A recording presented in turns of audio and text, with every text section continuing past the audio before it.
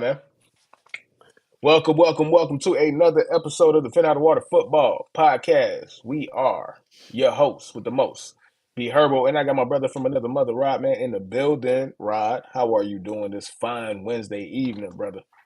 My brother from another mother, Herbie, man. I'm chilling, man. We get to talk football, man. One of my most favorite things in the world to do.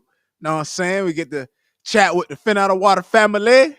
Hey, the I'm community. nigga, I'm cheeky, man. I'm cheeky, man. Yeah, you sound cheeky, man. Sound like you on some of that thing, man. I ain't gonna That hold you. thing. Yes, sir. Yes, sir.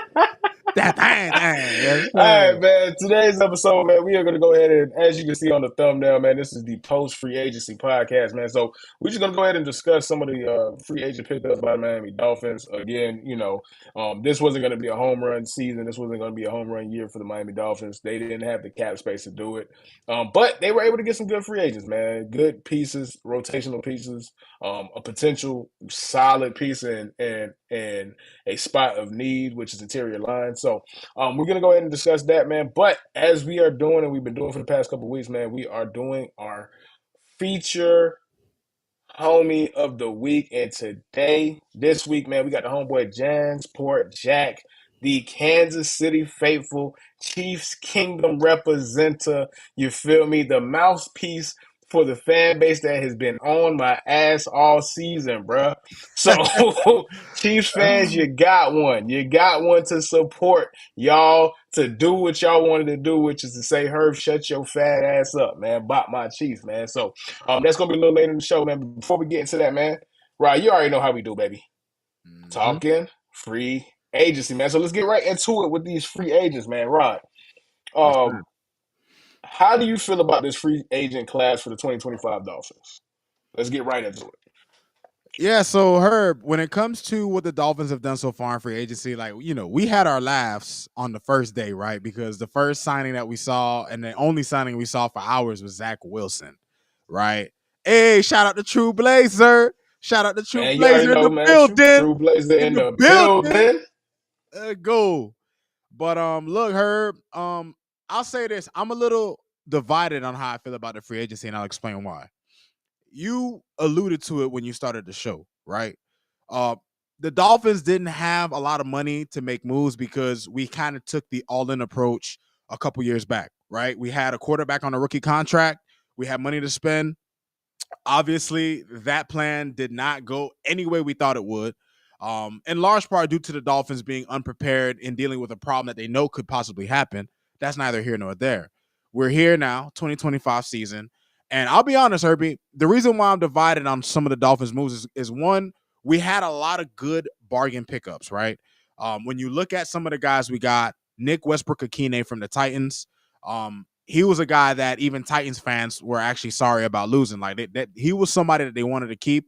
And to me, as a fan, it's always a good sign when you see fans of other teams be like, "Damn, wish we would have kept him." Right? You look at and I'll get into what I seen from him on film. I'll just throw some of the names out there. Right? I think my favorite pickup, kind of the free agency, is James Daniels. Herbie, he's probably the one guy that we picked up that's like really addressing one of our needs. Right? And he was on the Steelers. Unfortunately, he tore his Achilles last season, but that also helped with our deal with him, right? You had guys like Dan Moore get big contracts, the top guards on the market were making 18 million, 19 million. We got him for half that. So it was a good bargain deal. It's a risk reward type of thing. And this is something that the Dolphins are used to, right? Like we're used to Greer taking chances on guys that may have not performed in other places or have gotten hurt, right? The same thing with the safety we got. His name is a doozy, boy. Afitu Melfonwu. He was on the Lions last year. He only played a few games, but the year before he put on some good tape. He's a safety. He's a really athletic guy, explosive player, good blitzer. There's some of the pickups that I could really get behind, Herbie. I'll even get into it a little bit, right? Like Nick Westbrook-Akine, for example. When I was watching some of the film on him, I saw that he's the guy that the Dolphins have really needed in the wide receiver room, right? We were a team that is full of fast, small wide receivers. You got Tyreek Hill, you got Jalen Waddle, Devon Achan is a small running back. Jonnu Smith is a fast tight end. right? Our team was predicated on just speed. We finally have a target for Tua, a guy who can win the 50-50 catches, right? He's a guy that can go up and high point the ball. He's a big physical receiver, 6'2". He had 32 catches last year, but he had 9 touchdowns. So he's somebody you could depend on in the red zone. And one of Tua's best traits is the fact that he's super eerie efficient in the red zone. So you're giving him a target to make him even better in an area that's already a strength. He's also a willing blocker, Herbie. I jotted down a bunch of notes, y'all, and my notebook is almost done, man. Let me tell y'all something. The football season, man, this is what niggas do for real. You know what I'm saying? But I was happy with that pickup, Herbie, because we needed some diversity in our wide receiver room, right? I'll get into James Daniels now, and then I'll get into what I didn't like, but let me get into him too. And I'll just read off my notes, right? He was a good value signing.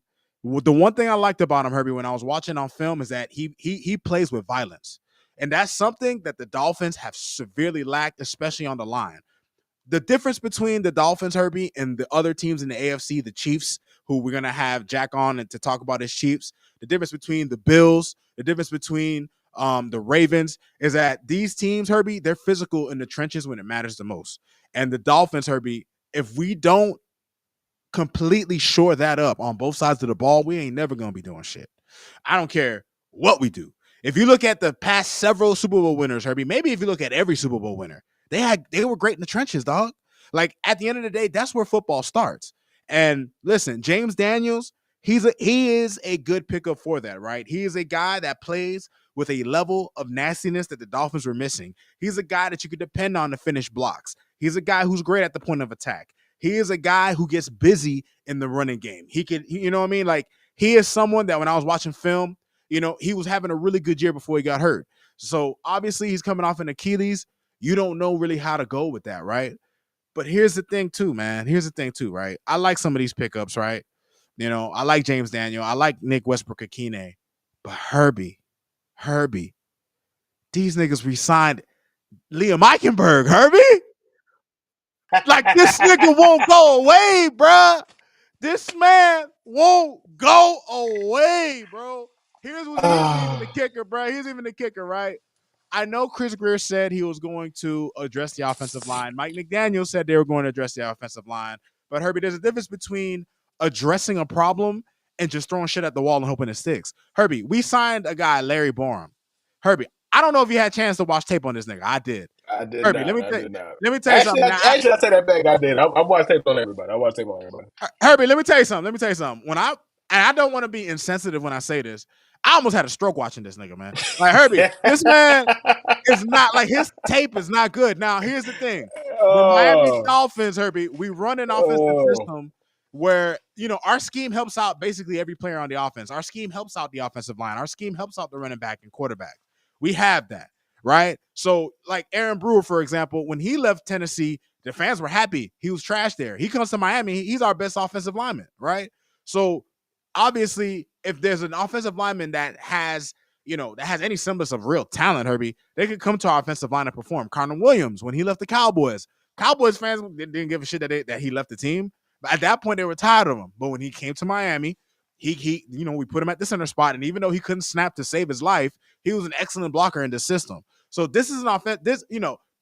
Even though Larry Borum's film, because he came from Chicago, and Chicago didn't really do a lot of favors for their players anyway, from a coaching standpoint. So, yeah, he looked bad in Chicago, but sometimes players are put in bad positions, and you don't get to see the best of what they could do. That's how I try to reason with it. That's how I feel watching the film. I'm like, damn, Greer, like, this is what you do? So, look, obviously, the Dolphins, they, like you said, they added some rotational pieces. We added an Ashton Davis. We added Artie Burns, right? Like, we got some guys, but we're really going to have to really knock it out the park on the draft to really, really fill some holes. And at the end of the day, are we really going to compete, Herbie? Like, are the Dolphins really competing, dog? You know what I mean? Like, I don't know, Herbie. Like, I look at the moves we made, and we didn't get worse, right? And for what we had in terms of our cap space and what we had in terms of money, I feel like I can't really be mad at how Greer moved because he made the best of what he could do. I can't deny that, regardless of how much I dislike the guy. But I'm not. I'm not feeling optimism here, Herbie. I'm not feeling like, oh man, these signings, like obviously you never know how these signings go, right? We didn't know Jordan Brooks was gonna have the season he had. We didn't know Calais Campbell was gonna ball the way he did. Jonnu Smith, nobody was talking about him until he came to the Dolphins. All of a sudden, people acting like he's been a great tight end everywhere he went. No, he came here and he ended up working out for us. That's the beauty of football. Football is a place where you can take different chess pieces, and a chess piece may, this pawn or this rook may not work on this chessboard, but you move into another chessboard and this nigga is a stunner. This nigga evolves. You know what I'm saying? So, listen, man, we look at the moves we made, Herbie. They tried to plug some holes. We didn't get any worse. And that's the one thing you could be happy about. But in terms of addressing our biggest issue, like, we're not going to do anything, Herbie. We're not going to do anything if we don't get somebody opposite of Zach Sealer, who is the one bright spot on our defensive line in terms of the interior. We're not going to do shit if we don't get somebody to block alongside Aaron Brewer inside the offensive line. Like, if we do not take care of these things, Herbie, we're just repeating the same thing. We're just the definition of the insanity, right? So, we've made some okay moves, but let me get this in because, and then we're going to go ahead and transition over. But I wanted to make this one point, and we have the off season. This is the off season, right? And I want to change the temperature, man. Everybody's 0-0. Let's go into this season optimist. Like, let's have some optimism. You know what I'm saying? Like, I know that sounds crazy coming from us because we are the #1 kick your back in podcast in this space. 100%. We keep it a buck. But I'm just like, you know what? My team is 0-0. Your team is 0-0. We have no idea how any of these signings are going to play out until the season, bro. If it blows up and this is a disaster, we will obviously call it out. But leading into the season, man, how do you like? I know it's hard for you to say because they beat it out of you over the past 2 decades. I know. Well, Herbie, let me ask you this, Herbie. Talk to me. How optimistic can you be about your cheating girlfriend coming back? Like, how optimistic can you be? Point. That's a good analogy. Your ex now, who falls on you all the time. You're going to be happy to see her again, man? I don't think you're going to be happy to see her again. But, to your point, for the sake of football talk, for the sake of my people, the Dolphins. There we go, man. There we go. Everybody, all the football fans, you know what I'm saying? Because we all in this together. We all having fun with this shit. But, Herbie, as a Dolphin fan, look, at the end of the day, in a perfect world, quote unquote, in a perfect world, majority of these signings, particularly on the offensive side of the ball, works out. At the end of the day, Herbie, if the Dolphins, let's say Larry Borom works in this system, let's say James Daniel comes back, and he may not perform at 100% coming off an Achilles, but let's say we get 80% of him and how he played with Pittsburgh, and we get the offense I'm thinking of, Herbie. The Dolphins will be able to compete. The talent is there. It's not so much that the talent isn't there, right? This is a team that was basically right there winning the division until the last, predictably choking away the division the last game of the season. But this was a team that was right there, and we're not too far removed from that, right? And when you look at some of the pickups we made, like you look at, especially on the defensive side of the ball, like the safety from Detroit, Melfonwu, right? He's someone that a guy like Weaver who came in, he got our defense up, right? And this is a guy that he could utilize in the system. This is a guy that he could put as a big nickel or as one of our safeties.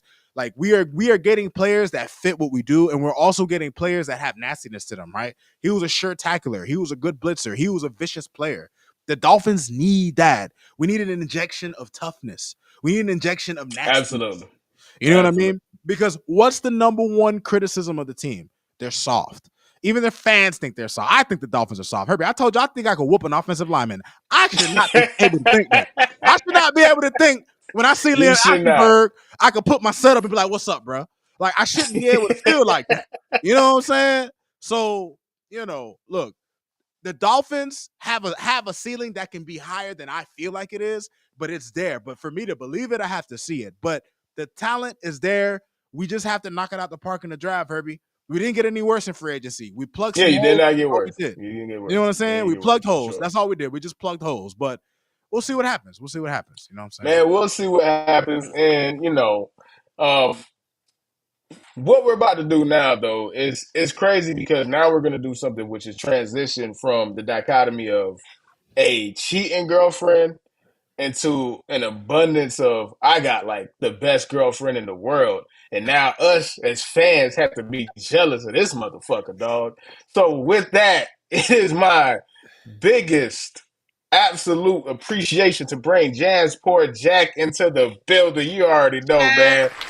Yes, boy. This how I see the Dolphins right here. Oh shit, All right, man. man, Jack. Pure choke masters. Man, Yeah, man. Jack, welcome to the Fit Out of Water podcast, man. You are the chief representative for Chiefs Kingdom, no pun Hey, intended. Da, da, da, first and da. foremost, You man. feel me? But So first off, man, I just want to say I appreciate you for coming on, man. This is a long time coming. You feel me? Like just us and communicating, us being friends in real life. You feel me? So it is an for real, for absolute real. pleasure to have you on, and this is another example of why me and Rod decided to do this, bro. Because we want to do this with the homies. We want to have conversations with the homies, bro. So Yes, sir. let me do this first and foremost. Can I extend you an olive branch? Can you be my conduit to Chiefs Kingdom, bro? Because they hate me. Rod, not so much. Rod catching strays by association and proximity, but they Listen, hate me. man. Listen, we waited so Public long enemy for number this. one, man. We Public waited so enemy long number for this one, two, moment, three, and man. four. We waited so long for this moment, man. I'm telling you, we couldn't wait to get back in front of the limelight. Cause Jesus Christ, boy, I came from a time where Dick Vermeer was my coach, and I'm sticking by him. Ain't nothing I can do about that.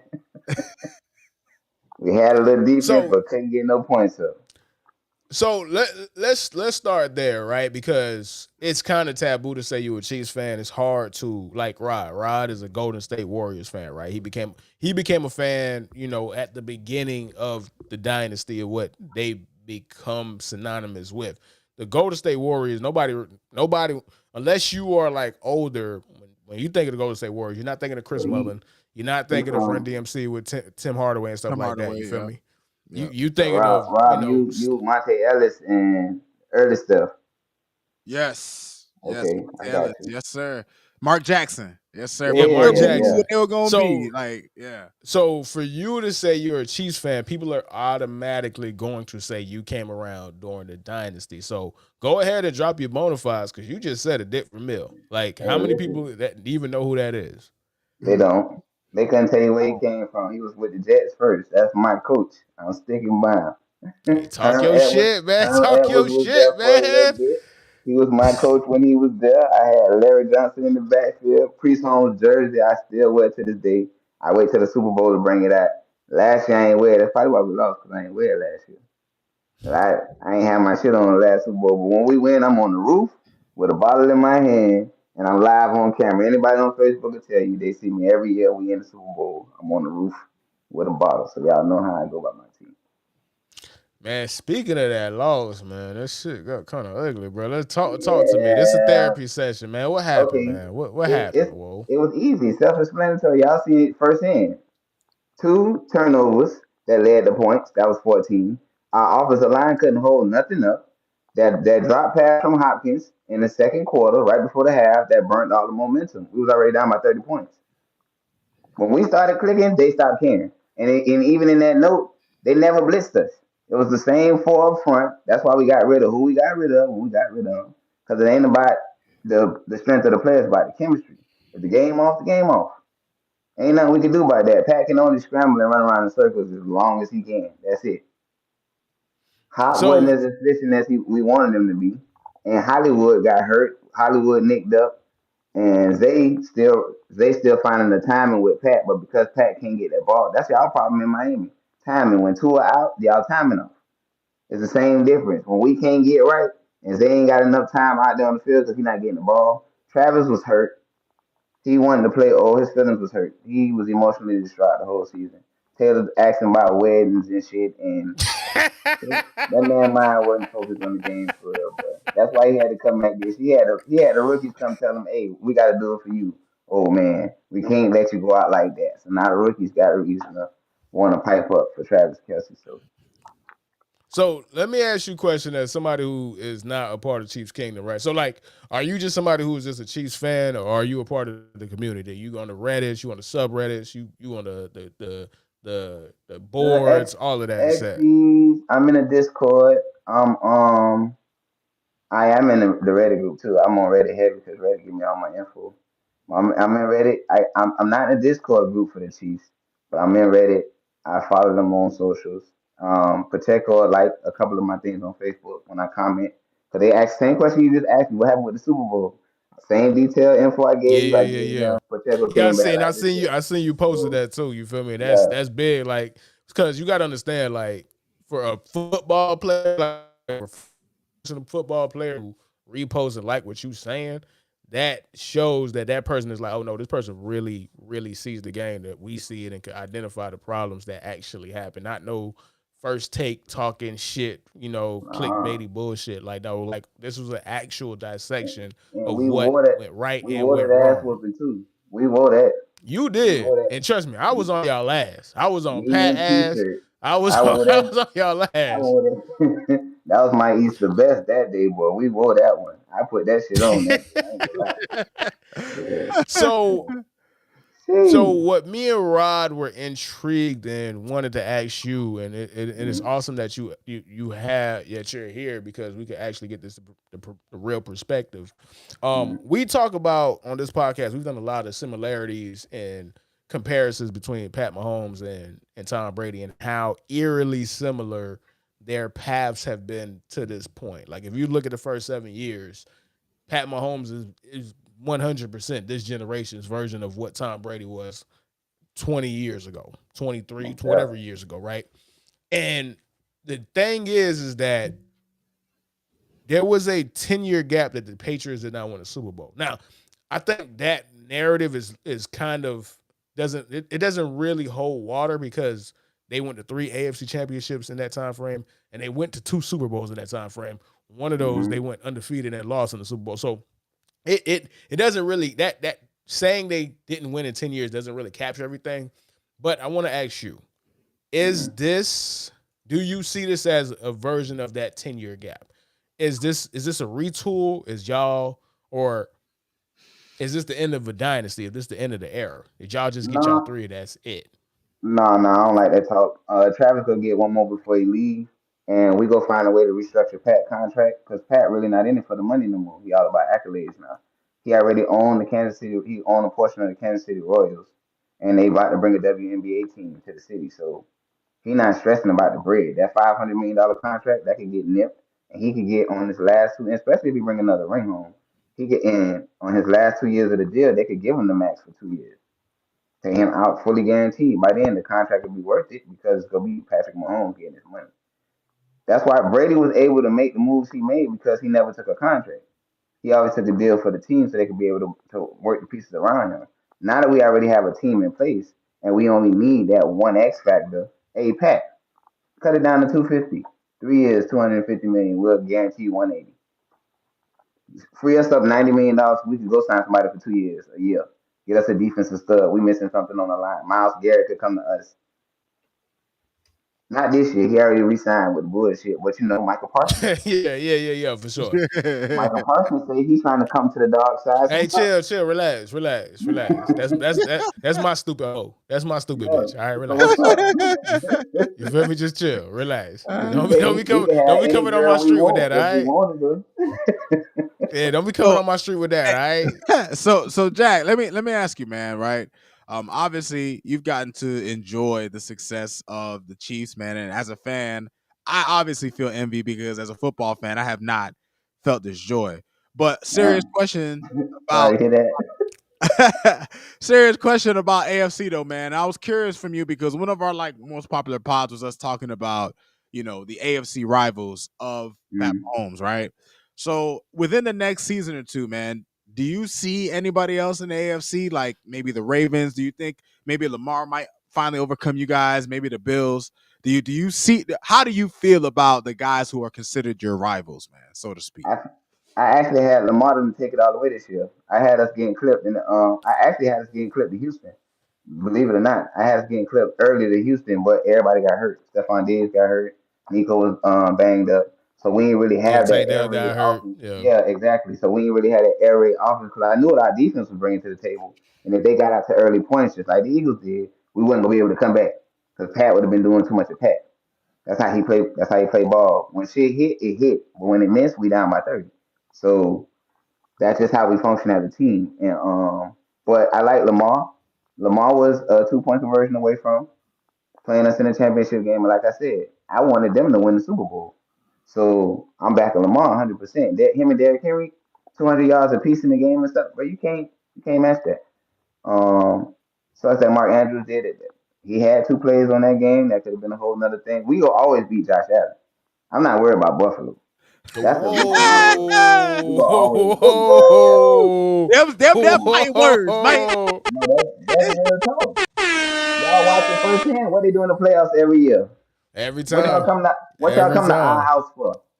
And the only time they beat us in the regular season is Pat throw a late interception, trying to beat Pat, or it's a turnover on downs. We don't lose the game. We don't lose to Buffalo. It'd be some miscues here and there that fuck us up. And it's like, all right, we'll live to fight another day. See them in the playoffs, we got their number.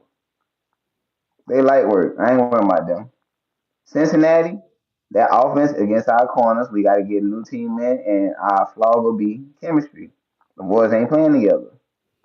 Every year, when the boys who won 2 rings in the first go round, they got their rings. Now they going to get their money. They ain't done no more. That defense that we had, that was number 3 in the league, shutting stuff down, pass defense, we ain't got that. And if they can air raid on us and get our offensive lineup, our defensive lineup, Chris Jones can only play so much ball, and he was nicked up too. So now that leaves you room for the running game because everybody trying to cover too deep. We getting beat every time. We was getting worked and still winning the game by a field goal or a block field goal or turnover on downs type shit. Missed field goals. We won a lot of our games by that. It was like 11 games was one possession game, That 2 point Broncos game. shit, bro. I'm still mad about that one, bro. Cause I'm like, dog, y'all, End of they the lost. It season. was on Anybody who like the had money 10 on that yard. shit was sick, dog. Hey, Sick. not me, because Sick. I went Bo Nix 2 TDs. All right, so Man. Jack, let me ask you, right? Because I was reading an article when I was doing research for the pod because I knew you were coming on. I was reading, it was an article that caught my attention, right? And it was about Brett Veach. And anybody who doesn't know who Brett Veach is, that's the GM of the Kansas City Chiefs. He's the one who was in Andy Reid's ear to say, "Hey, man, you got to see this dude Pat Mahomes out of Texas Tech. Like this dude is insane. Like you feel me? Mhm. So that alone means he's gonna get free beers in Kansas City for the rest of his life."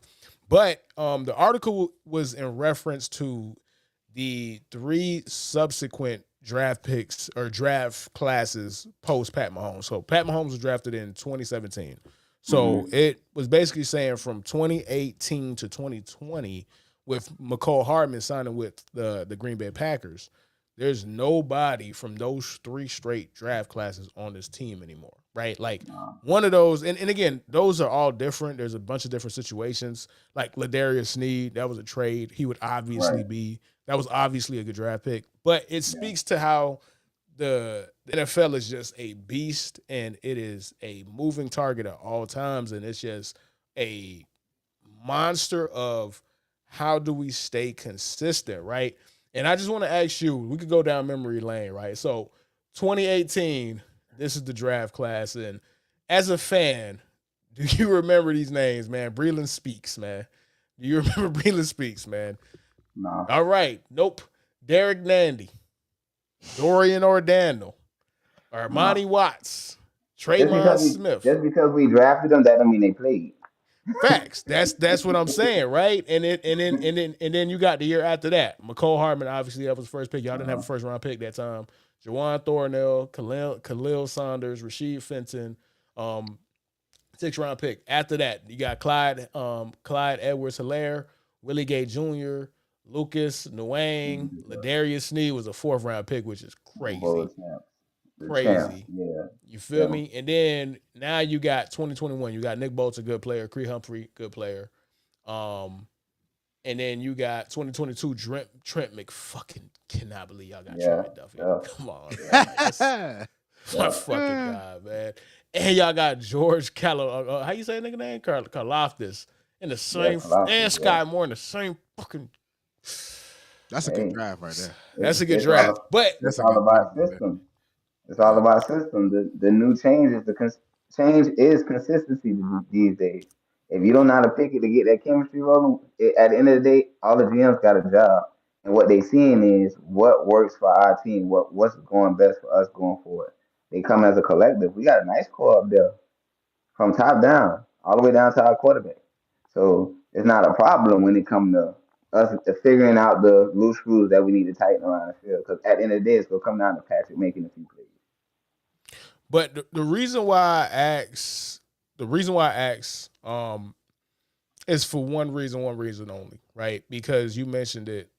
When you do this long enough, when you're in the game long enough, like when you make the Super Bowl a lot, what a lot of people don't understand is that's more games that you're playing than anybody else in the NFL. That's an extra 2 or 3 Yep. games per season, right? So Yeah. that's more punishment on the body. This is why the draft is so important, and the fact that nobody from 3 straight draft classes on that team, like it's a young man's game. But seeing players like Travis Kelce, you know Travis Kelce only at minimum, at most has a year left, right? Like, Yeah. how do you guys retool? Who is going to be the next guy? What does it look like? Because a That's Chiefs team without a Travis Kelce is going to be crazy to look like. The Chiefs team without Chris Jones is going to be crazy to see. And see. how do you feel about that future? Do you give it any thought? Have you thought about what is the team going to look like without these certain corner store players from this dynasty? Nah, because like I said before, we in a position where we can restructure Pat's deal, and he can give us that money. We can go and get a Laporta from Detroit if Detroit don't go nowhere next year. We can go and get a Matt Ertz from Arizona. Like what they doing with them? We can pick up a tight end. That's gonna be sufficient when it comes time to put in place. But we just need him to get what he needs to be in the middle of the field. That's it. We got 2 speedsters that's gonna break open the defense. Somebody gonna be 1-on-1. We just need a big man with his hands up. That's it. Pat go give him the ball. Offensive line, all we need is time. Our offenses are clicking. Andy Reid got a simple system and they just flow. It's all about repetition over there until Patrick got to make a play. So we ain't gonna have a problem when Travis leaves. We go fill him in like we've been filling in receivers. We picking them up in the Wait, draft. hold on now. You're not just filling in arguably the greatest tight end of all time. You're not just gonna No, fill that but in. That's kind of we gonna crazy. have we gonna have someone that's gonna be efficient enough to get us 800 yards in a season and maybe 4 or 5 touchdowns. That's cool with us because we got speedsters that's getting open for the 60-yard breaks. That's what we paying our money for the Ferraris in the back. We invested in that. We invested in Pat getting the ball out of his hands fast because we don't have time with the offensive line and them boys making plays. That's it. The defense got to hold us to a certain standard, keep us at a decent point. Under 20, we'll be good. Okay, so let me bring this back and meet some type of middle ground between both fan bases, right? So, obviously, there's a player, a huge player, a Hall of Fame player that is both somebody that you guys are familiar with, man. His name is Tyreek Hill, right? So when Tyreek Hill went to Miami, what was your opinion on that? How did you feel about that when you found out he got traded to Miami? By all means, get your bag. I know it's a business, and it didn't affect me personally because at the end of the day, you had to pay somebody. Pat just got his bread, and Kelsey was on the back end of his bread. He was on his way to getting a restructure. So I mean a resign. So Tyreek wanted the bread to be top paid. We didn't have to invest top dollar in because our office was clicking everywhere else. We knew that we could, even if we didn't get the over the top speed that we may have had, we went and drafted Rashee Rice. He ended up getting hurt. Oh no, he was the one with the criminal charges. I think Rashee got hurt too. Hey, bro, all your receivers got hurt, man. That's why All you of them got got DeAndre hurt. All Hopkins of them on got that ass, hurt. bro. All of them went to jail. So it's like in every off season something go wrong, and we just got to deal with whatever it is that come with it. So, but yeah, we drafted well, not necessarily to replace, but to supplement our offensive scheme. So it still worked out in our favor. We still went and got us one. Tyreek only fell when Tua got off the game because the timing off. Yeah. He still had to get the reps in with his quarterback, even though he know Tua can make every throw. We know Tua can make every throw. Tua just frail.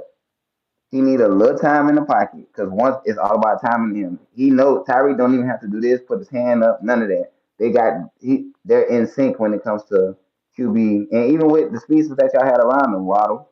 And when Junie came now, Smith the tight end, that was my money maker when it came to the season. That's the only thing I with the Dolphins. Other than that, Trey Daddy told me don't even play with. But y'all had a good core. I hate that y'all got rid of Monster though. I hate that y'all let him go because I like to how him and the Tune was working the backfield. Well. Here's the thing: when it came to Mostert, I think that what happened was he had the best season of his career with us 2 years ago, right? But he was already over 30. So what we got out of Raheem Mostert was something that probably doesn't normally happen, right? Because usually running backs, once they get to the late 20s, 30, they usually cook. So and then last year he had a lot of injuries. He was in and out. I liked him. You know what I mean? He was a great compliment to Devon Achane, to your point. Like my man Raphael just said, I would have taken him as a third down back. But the Dolphins decided to go younger. They wanted to go in a different direction. But I'm with you, man. I was a fan of Mostert, man. He made a lot of plays for us. A lot of plays. Hey, man, Jack, somebody over here trying to question yo. I ain't gonna say trying to question. Let me rephrase that. But you got your bona fides, man. The homie Raffy said, what about KC trading Jared Allen to the Vikings? Maybe you too young to remember him, man. Jack, let him know, man. Jack, let him know you been about this. Even though he went with the Purple People Eaters, when he was there with Darryl Green, it was cool for us to have a nice defense, but we still, at the end of the day, wasn't stopping much. We didn't win with him on the team. He was a sack leader. He had 14 and a half, I believe, sacks the season that he had the most, but we didn't win with him. There wasn't much we could do. Priest got hurt, and it was like, we go through X Factor was getting in trouble. Nobody was working on the offense. We was in and out of coaches. Y'all knew we had for quarterback. Matt Castle just magically appeared. It's like we weren't firing on nothing in between switches. So when Andy Reid got there and they started to make sense, I was all for it. When we had Priest, we ain't had no defense. They were scoring just as much as we were scoring. We had 27 TDs from Priest, and everybody else was scoring just as much points as us. We get to the playoffs, can't see anybody under 35. Hey, man, it's crazy because when I think about Priest Holmes, and it just feels like time isn't real, right? Like, I just remember giving niggas the blues on Madden with the Chiefs because I love Priest Holmes so much. I love 30 so much, right? He was a beast, man. He was a fucking beast. Immediately after Priest Holmes, 27 was behind it, bro. Larry Johnson. And then right behind that, you had Jamal Charles. Ooh, making it worse. I had him in I won a fantasy championship with Jamal Charles, man. Shout out to Jamal Charles. Think about that is pretty crazy, bro. You guys went from Priest Holmes to Larry Johnson to Jamal Charles, bro. Yeah, that's pretty crazy, bro. Yeah. Okay, we got another one from Raffy, man. What's your take on Sean Smith, former Dolphin, to Kansas City? Cornerback, DB. Yeah, it's a cornerback. Yeah. I mean, we need to show up something. We just got rid of Hall of Famer, I believe, a Hall of Famer on the other. Hold on. I think we lost Jack for a second, man. So we're going to come back when Jack comes back, bro. Hey, listen, Rafi, I remember Sean Smith, man. And I remember him and Vontae Davis were supposed to be the duo. And they weren't bad, Herbie. They just didn't end up living up to the hype. The thing with when it comes, and yeah, Kareem Hunt too. That's pretty crazy, bro. That's a run. That is a run on fucking running backs. But yeah, the thing with cornerbacks, and it's just so volatile. Like the funniest thing, and Bomani Jones, I don't know anybody who knows Bomani Jones. You know, he's a sports commentator, but he says you can judge every football team has a cornerback. Every football fan has a cornerback they hate, bro. Chiefs fans hated Sean Smith. They hated Sean Smith, bro. So that I knew it might not have worked for the amount of how much they hated Sean Smith. But I wanted to see what Raffy said because Raffy and Cap were having a conversation about the draft, and I want to go ahead and transfer over to that because I wanted to have a conversation about Shedeur Sanders. And I want to have a conversation about Travis Hunter and where they fit in everything, man. Before we do that, though, Rod, Raffy and the homies Cap in the chat, bro, they are trying to figure out what should the Dolphins do in this upcoming draft, man. So you got Raffy saying I'd pass on linebacker, I'd go for cornerback or DT at 13, bro. Where are you with this upcoming draft, which is very, very soon? It is weeks away. I think I would go with Raffy. No, I mean I think I agree 100% with Raffy. And in large part due to the fact that I'm all about best player available. Like to me, that is the way you build your team. I'm a strong believer in that. And when you look at the talent in this draft, even though I haven't gotten deep into it, I've started looking into it. There's a lot of good defensive linemen in this draft, Herbie. So I think at 13, we're gonna have our pick of a litter of a couple of guys during the draft, right? I haven't gotten a chance to get into deep film looking at these guys, so I won't go into it like that. But I will say that defensive line and cornerback, I'm 100%. I'm 100% fine with drafting those positions because I believe there will be starter quality guys that you can plug and play right away type players at 13 at that position.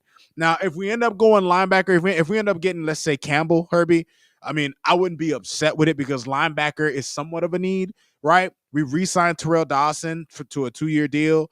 We still have Jordan Brooks, but we still have a need for a third linebacker, just another guy, especially someone who we could really depend on in coverage too. When you consider the fact that as good as Jordan Brooks is, he's not really the best in coverage, and he's more of a linebacker that we use on the early downs. But and which is why we have Terrell Dodson, right? That's part of the reason why they let go of Anthony Walker was because we need that mix. But I just think that at 13, when you look at the best players that will likely be on board, you will likely have a high-rated corner or a high-rated defensive lineman, which are two positions of need, right? We still need a cornerback to go opposite of Ramsey. We still need someone that can either add to the pass rush on the edge or someone, and we're even more likely, especially on the D line, the interior, someone to go alongside Zach Sealer, who's been beasting all by himself.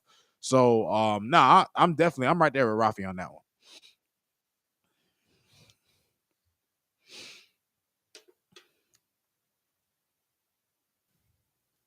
Hey, Ryan, you can hear me because I can't hear you, bro. I can't hear you. You can't hear me? I can hear you. You can't hear me? Yeah, I think it's some of my end because I can't hear nothing. Yeah, I can hear you. I hear you just fine, actually. Yeah, I can hear you. I can hear you just fine. Now. I can hear you coming. Ooh, let me see. It's something. Hold on. Give me 1 second, y'all. Let me try these. I got so much crap. You hear me now? You hear me now? You hear me? All right, say something, Rob. Yep, you can't hear me, huh? No, I can't hear you. There we go. Oh, you hear me? Oh, you hear me? All right. Okay, I ain't gonna hold you. I didn't hear a thing you said. that whole soliloquy, I heard nothing. So I think the guys in the chat. I think the guys in the chat heard me. I think they heard me because they heard you. Yeah, they heard you. It was something with my AirPod, so my AirPod wasn't connected for whatever. That's why I just switched over. Because Rafi, you know what? And I forgot to mention him when I was talking about earlier. We did sign KJ Britt. But I looked at Rafi. I looked at him as more of a rotational guy. Like I'm not quite sure the Dolphins are gonna start KJ Britt. But I did see a lot of things that I like from him, right? Like he is a guy. KJ Britt. And I do apologize to cut you off. That's the one, and it's ironic is because he's limited, but he did jump off the screen, right? Like when I was watching film on him on the Bucks, I was like, oh, this guy would have been potentially a Pro Bowler in 2003. Problem is, it's not 2003; it's 2025, right? Like he hits. If he sees it, he shoots those gaps, bro. Yeah, he shoots the gaps. You feel me? Problem is, obviously, one, you can't have him out there on third down. You can't have him out there on obvious passing downs. That's where his limitations come up. So, but if y'all are able to limit what he is and just have him to do what he does best, which is see running back, hit running back, yeah, it'd be a good pickup for sure. 100%. For sure.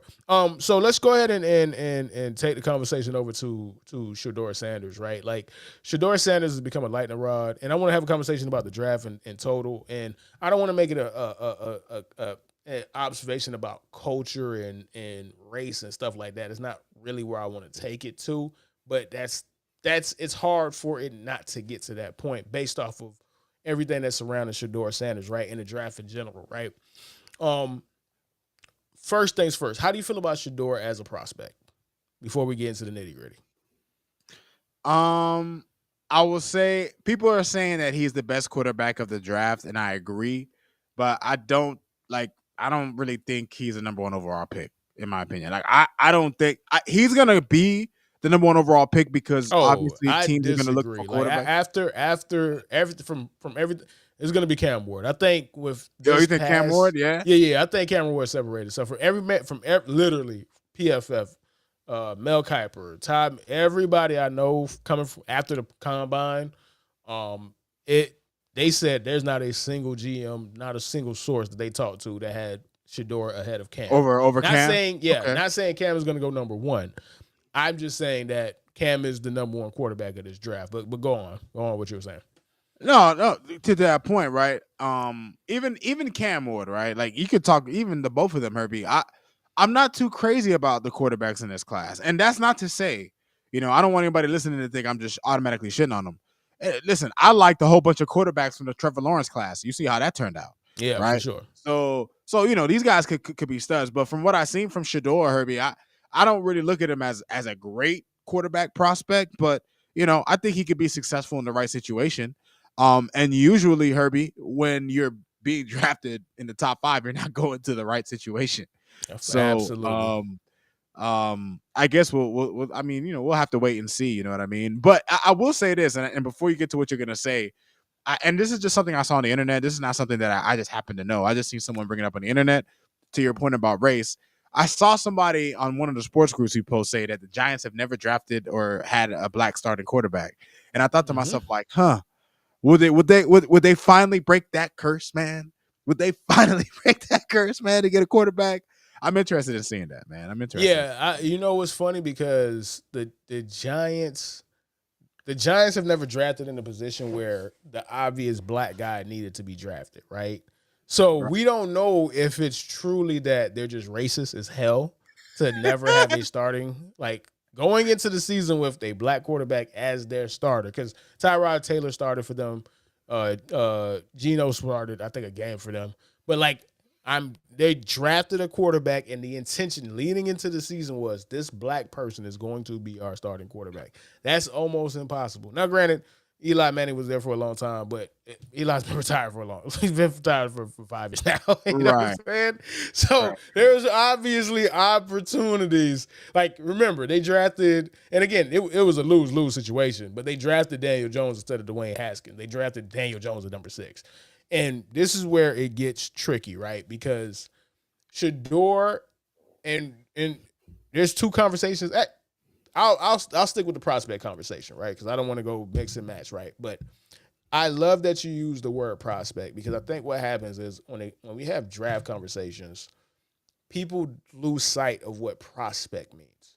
Prospect does not mean, if I say that I don't think you're a first round prospect, that doesn't mean that you're not going to be able to have a Hall of Fame career. Those are mutually exclusive, right? I'm just judging you based off of your physical profile. You might go to a team that has a great offensive line, great running backs, great wide receivers, a great defense, and you might win a Super Bowl within your first 2 or 3 years. And cool. That still doesn't change the fact that you probably should have won in the second round, a la Jalen Hurts. And again, I'm not trying to kick Jalen Hurts a fucking back end, but it's the perfect example of that. Jalen Hurts was a second-round pick. Jalen Hurts went to a team that is obviously known for putting good rosters together, right? I still think Jalen Hurts, if we had a redraft, should go in the second round. That doesn't mean I think he's bad. I just don't think he has first-round talent. Shador, in my opinion, doesn't have first-round talent.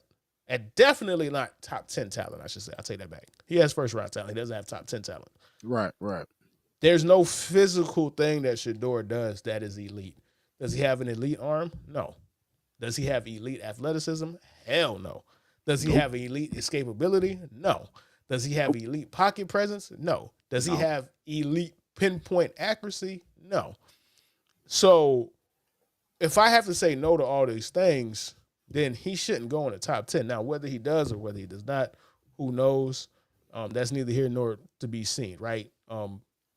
Blaine Gabbert went in the top 5, right? Like that's obviously one of the biggest. Jake Locker was a top 10 pick, man. Jake Locker was a top 10 pick. You never know. CJ Ponder went in the top Christian 12, Ponder, right? yeah. Christian My Ponder God, went in the FSU. So you know, it speaks to the wackiness of the NFL. But remember, we can't lose sight of prospect. As a prospect, it's going to be interesting because we need to hold on. It's a lot of previous top 10s that he is better. Yeah, for sure. 100%. But at the same time, I think the NFL is getting better at not just drafting dudes in the top 10 either, right? Like, we always say that quarterbacks get overdrafted. I remember the year when they had, who was in that draft? I want to say it was Matt Corral, Sam Howard, what's the black QB that got drafted to the Titans, but then he's on the Packers now? He drafted to the Titans and he's on the Packers now. Yeah, I can't remember his name, but they're all in the same draft class. I know he played last year. He played last year when Love got hurt. Damn, yeah. Malik Willis. Yes, Malik Willis. They were all in the same Appreciate draft you, class. Drew. Appreciate you, Drew. Yeah. They were all in the same draft class. I remember going into that, people were like, man, Malik Willis seems like a top 10 pick. He might go in the might be the first over. He got drafted in the 3rd round, bro. There's not a single dude that got drafted in the 1st round that year. And all of them have proven to be bad to mediocre to terrible, right? So I think that the NFL is getting better in regards to not overdrafting. We had the same year with Kenny Pickett was the only 1st-round pick in his own draft class, right? Like, if the NFL feels like you shouldn't go in the 1st round now, they're not drafting you. They're not doing that. You know what I'm saying? Like, they're not doing that. I just want to see, because this is a rare situation where I don't really know where Shedeur goes. I don't know where he goes. If he doesn't go to the Giants, I don't know where he goes. The Raiders, they got a quarterback. They traded for Geno. The Vikings have a quarterback. The Steelers are more than likely going to get Aaron Rodgers. So that's that. Washington has a quarterback. Titans are more than likely going to take Cam Ward. Mm-hmm. Where does he really go? Who drafts him? Who drafts him with the intention to be a day one starter, I should say? He's going to get drafted, obviously. But who drafts him as a day one starter? What is the real If it's team? not the Giants, Herbie, like who else is going to really need a quarterback in the 1st round at least, right? Because this is a rare situation where we don't have enough quarterbacks, but we have all the quarterbacks that every team has a quarterback they need to have right now, right? So the only team, like the Jets just gave Justin Fields $40 million. He's 26 years old. Hey, chill, bro. Relax. Nah, chill, bro. This man said the cap. Relax. You don't want Shedeur, Herbie? I don't know, man. Anybody over Dak. Ironically, him and Dak are basically the same guy as far as talent-wise. Like what Dak does well, Shedeur does well too. I don't know if I would have to see intangibles would be something you'd have to see, right? Yeah, like I wouldn't even say intangible, because like for as much as I kick Dak's back end, as much as I despise Dak is objectively a good quarterback. He does all the things that you need a professional quarterback to do, which is why he beats up on bad teams, and which is why for the majority of his career he's won a decent amount of games. He controls the line of scrimmage. He's really good at diagnosing plays. He's good at picking up the blitz. He's good at throwing away for coverage. He's good at putting people in good positions. It's just he's a bitch-ass motherfucker. You feel me? So when the push comes to shove, you feel me? He folds up, boy, like laundry, man. He folds up like laundry. That's Dak's problem. But every other thing else about being a quarterback, Dak is good at. And that's what Shedeur is good at. Shedeur is good at being a quarterback. His dad is Deion Sanders, one of the greatest cornerbacks we've ever seen. And he's only known how to be a professional quarterback his entire life, right? So I can see Shedeur going to Vegas. Brady is a mentor. They have a relationship, sit behind. But how long, though, right? Like, the whole point of drafting a quarterback is to get a young quarterback on the field. So you had the rookie contract. So Geno is 34, I want to say, if I'm not mistaken. Geno is going to sign Not probably a taken. 4 or 5 year contract. So at that point, is Shador not seeing the field for 5 years? I personally don't see it. I could be proven wrong. I just personally don't see it. He is good at making the wrong reads. Come on, bro. We ain't got to do that, dog. Not too much on that. We ain't got to do that. We ain't loco. We ain't got to do that, bro. Not too much on my dude. Or are you talking about Dak? You talking about Shador? Because Shador definitely holds the He's ball. definitely too talking long. about Dak, dog. Come on, not too much on my guys. Not too much on my guy Dak, man. So Deion Sanders didn't like to tackle. No way, he's the GOAT, amigo. The conversation is, what's the conversation? Who's really in the conversation? The conversation is Mel Blount. The conversation is Deion Sanders. The conversation is Darrelle Revis didn't have his length of his prime wasn't that long. His peak was elite. I routinely say Darrelle Revis is the greatest pure man corner of all time, even ahead of Deion. But Deion was a better football player for a longer. Deion did more things on the football field than Darrelle Revis. So who is really in the argument? You can't you can't really put Rod Wilson, because Rod Wilson had to convert to safety and he became an all-pro safety too. So it's really Mel Blount and Deion Sanders. I get it, he ain't tackle, but Rafi, it ain't. But okay, here's the thing: he didn't tackle Rafi, but he literally took one side of the field away. You didn't want to throw his way. He's literally the first, one of the first shutdown corners you could ever remember. How many cornerbacks have been a defensive player of the year? Like the list is short, right? Like Charles Woodson was a defensive player of the year. I think Rod Wilson was a defensive player of the year as a defensive back. I think. But I know for sure Charles Woodson. I know Deion Sanders. Mel Blount is a little different because I don't know if they really did. Like, you're not gonna say Darryl Green. No shade to Darryl Green. Champ Bailey too. Champ Bailey doesn't have a defensive player of the year. Like, I can't say you're the greatest and then somebody has something that you don't have in your career, in your accolades, right? So it's Mel Blount and Deion, man. And here's the thing with Deion too. Deion had big impact everywhere he went, and he won 2 championships with 2 different teams back to back. And he was a major part of that. So he's Think about this, man. A lot of credit for that. This man was on the 49ers.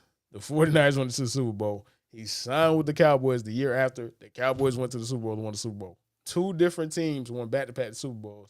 And you can make the argument it's because Deion Sanders had a massive impact on it. So it's hard to not say he's the GOAT at the position. But that's neither here nor there.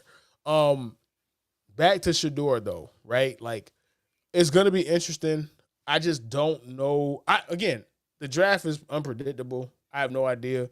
Nigga, the Kansas City Chiefs might draft him. Who fucking knows, right? Like, you don't fucking know any of this shit. But I just right now don't see the team. And then let's go ahead and talk about Travis Hunter, right? So Travis Hunter. The more I think about Travis Hunter, the more I was on the side of, man, you got to play cornerback, dog. Like, you're special at cornerback. But wide receiver. And the reason why I wanted to bring Travis Hunter up is because Travis Hunter gives me the opportunity. And let me go ahead and put my charger on my laptop before this shit die. And nigga, we looking crazy on this thing. Okay, this is hold on. So the homie Loco says Travis Hunter is over and underrated at the same time. That's a hilarious thing to say, right? Like, I don't agree, but that is a hilarious thing to say. The thing with Travis Hunter is, though, he is truly a generational prospect. Like, he is one of the few players in the past 10 to 15 years, nigga, ever, to actually deserve the name or deserve the label generational, right? Like, we have gotten addicted to calling everybody a generational prospect. Like, if everybody's generational, then generational doesn't mean anything. It loses all meaning. Like, to me, in my lifetime, these are the generational prospects, me thinking about the draft. Calvin Johnson. We have never seen anybody like Calvin Johnson. We call the nigga Megatron, man. We call him Megatron. We've never seen somebody like Calvin Johnson. That size, that height, that speed. Running a 4.38 at 6'5", 240. Never seen it. We still have not had another Calvin Johnson. Adrian Peterson. Adrian Peterson, the first time that he took a snap at Oklahoma when he was 18 years old, I said, oh, he's the best running back in the world. And I mean that professional and college. He's the best running back I've ever seen. Generational. They tried to put generational on Trevor Lawrence. Me and you, we've been doing this podcast a long time. I called that shit from the jump. I called it from the jump. That was ridiculous to ever put that label on Trevor Lawrence, because what was actually generational about Trevor Lawrence? We've seen prospects like Trevor Lawrence. Trevor Lawrence didn't have a better physical profile than Cam Newton. Nope. No, sir. Like what made Trevor Lawrence generational? This man was even better than Andrew Luck, man. Come on, We've man. never seen somebody who was truly good at cornerback and good at wide receiver. He is a professional wide receiver. He's a professional quarterback at the same time. We've never seen that. We've never seen that. Let's go ahead and get some of these comments over right here.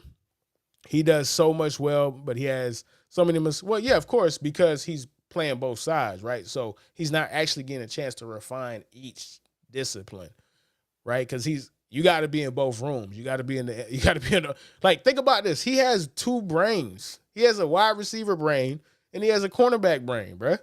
Hey, that is, what's it called, dog? All right, man. All right. Bet Eric, I'm not smacking I don't know Harry because I don't like being around the hey, do you, brother. Do you, my guy. Let's see right here what the homie said, man. Horn is a better pure receiver. Hunter makes highlights, of course. I'm not trying to take nothing from him, but you wildin'. You are wildin'. He's the best wide receiver in this Loco, draft. you really feel that way, dog? Like, Nate McMillan is not the best wide receiver in this draft. Like, this ain't even a good wide receiver to draft. Like, he's legitimately, like, that play that he made where he had to reach back behind himself to catch a touchdown, like, who else has that on film? Like, remember, the prospect, what can you do that other people can't do? I could teach you all the other shit, bro. I could teach you how to run a slant, dog. Like, I can teach you how to refine running the slant. But your athleticism, your speed, your get off, your hands, your hand-eye coordination, your ability to catch in traffic, your ability to catch while somebody's really on your back, I cannot teach you that. You either got it or you don't. You don't. You can argue. I still think he's the best cornerback. It's not, to me, it ain't, from what I've seen, it ain't no debate. He's not the best wide receiver in this draft. He's 100% the best wide receiver in this draft. Like, he is elite. He is elite. Hey, man, I get it. Y'all trying to get Ted McMillan in here, man. I ain't doing it, bro. There's a reason why he ain't running 40. He know he got a piano on his back, man. Like, y'all could do that. Y'all could do that. Y'all could do that. Oh, man. No disrespect to T-Mac, man. But he didn't run that 40 for a reason. But no, regardless of how anybody feels, right? Like, I was closer to Loco's side. I was like, all right, guys, I think this is a novelty. I think we're hyping it up because we just never seen it to this degree. Like, in college, Champ Bailey played wide receiver. You feel me? You know, who else? There's a couple players, but Champ Bailey, who played wide receiver, but he didn't really play wide receiver. He was just on a couple of snaps, do a little end around or try to go catch a bomb. No, this dude was actually playing wide receiver, running multiple routes in the route tree. He was actually playing cornerback. Like, there's a play that Travis had on cornerback. I don't know who the team was, but he guarded 3 different receivers on the same play and got the pick. Like, ridiculous. You can't teach that, bro. Like, trust me, I was like, oh, he's overrated. People just think this cute. And then I really was like watching it. I'm like, oh no, he cold at both.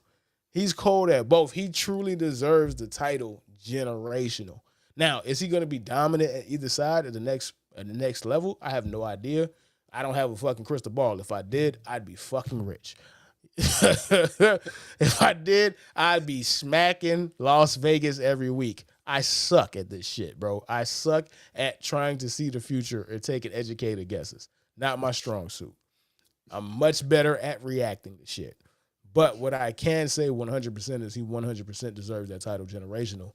And it leads me to my next point.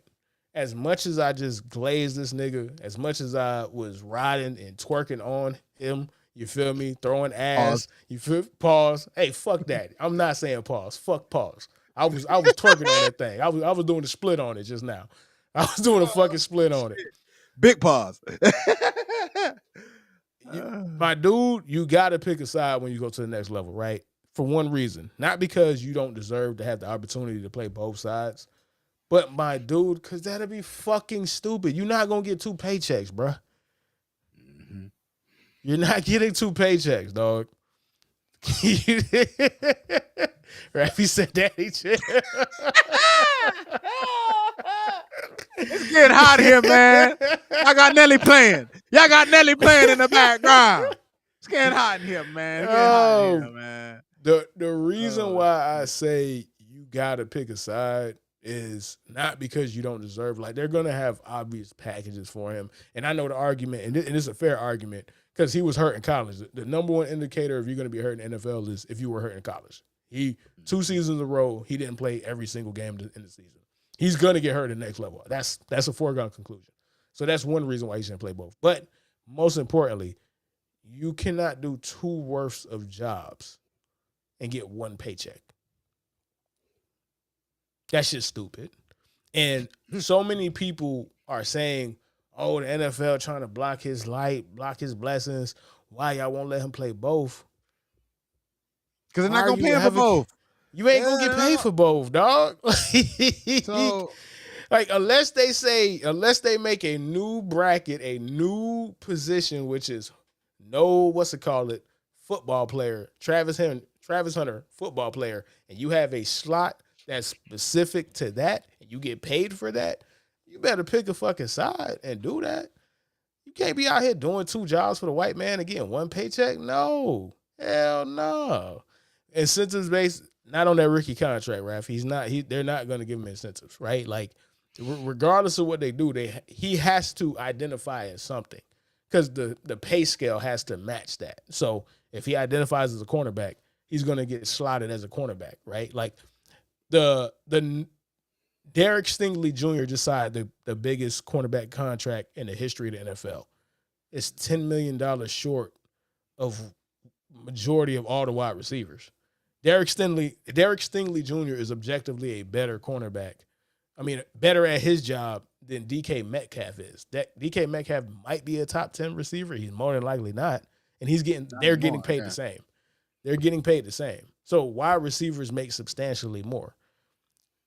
Fucking Jamar Chase just got 42 million a year?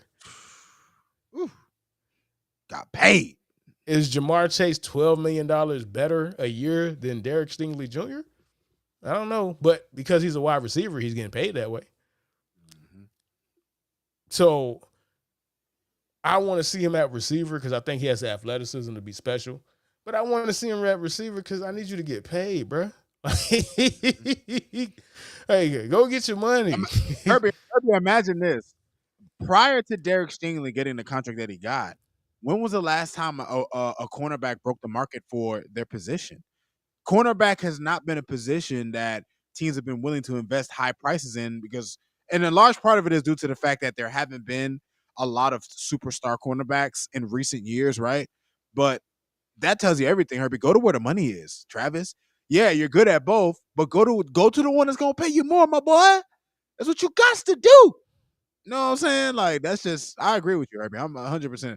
Now, it would be, now, listen, the fan in me, especially, it would be cool to see a player on a team that could do both. But now it would make sense if they were willing to give him a little extra or something. But that's not the way this world works, Herbie.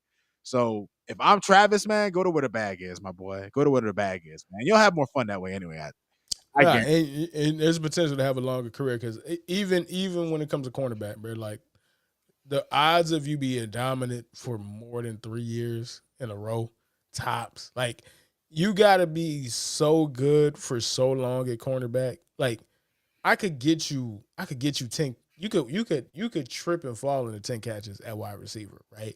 Like cornerback is based on your ability to stop somebody from catching the ball. If all it takes is one move, bro, you could be incredible for 99 plays and dude don't see nothing. But all a wide receiver has to do is get you one time and score one time, bro. You look like you lost, bro. He had 100 yards on one catch. Don't matter. What? Right? Like, Hit you on a double move. Hit you with a double moves on the sluggo. You done. so yeah, I tell the young boy go play wide receiver, man. Anything before we get up out of here though, Rob? What I will say is, Herbie, obviously, man, shout out to everybody who was in the chat. Shout out to everybody who's been supporting us. You know, we always gotta show love to y'all, man. Absolutely, man. Absolutely. Been out of water, family. But listen, man, I'm looking forward to, you know, the draft is coming up soon. I'm actually gonna start watching a lot more draft content. I see that y'all boys in the chat was ready for it, so we about to be ready for it too. Nah, for sure, man. For you know, I'm looking forward to that, man. But yeah, just another great episode, man. Just happy to be here, man. Real shit. And Loco, man, you definitely need to come on, bro, because you got your draft hat, man. So like, I wanted to highlight this before we get about here. I like Buddy from Miami over Hunter, pure hands, but Hunter is more athletic, and yes, you can have him in other ways, but pure receivers, there are plenty that are better, in my opinion. Well, get your ass on the podcast and defend all of that, bro. You know what I'm saying? We will see you. Yeah, man. Don't run from it too, bro. We coming for your ass. Now I gotta say that was crazy. I gotta say pause for that. That was pretty crazy. Pause. Pause. That was a pause. That was pausing. Raffy, man, appreciate you. Cap, appreciate you. True Boys, appreciate you, man. The homies, the community, man. We love y'all, man. And we'll see y'all, man, next week, man. Deuces. Deuces.